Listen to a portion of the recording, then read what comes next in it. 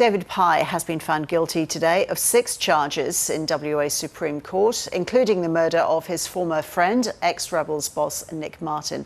Brianna Shepherd joins us now from outside court. Hi there, Brianna. So talk us through what David Pye has been convicted of.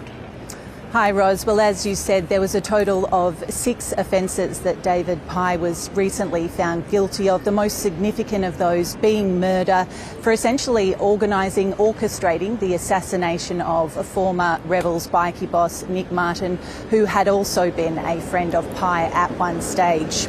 Now, the 43-year-old was also found guilty of trying to arrange the murders of his ex-girlfriend and another rival bikie who he'd planned to get the same sniper to execute in Thailand. Now, Nick Martin was with family and thousands of other people at the Kwinana Motorplex in Perth South in December 2020 when he was killed by a single shot to the head fired from a rifle 300 metres away.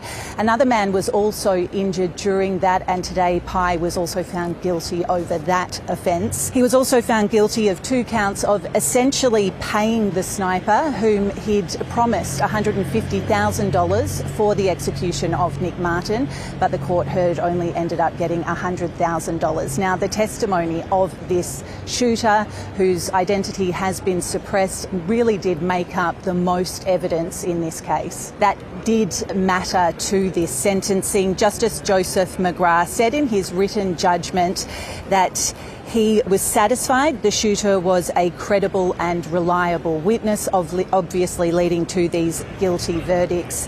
Now, the shooter is already serving 20 years in prison for Mr. Martin's murder. He did receive a discount on that because he agreed to testify against Pye.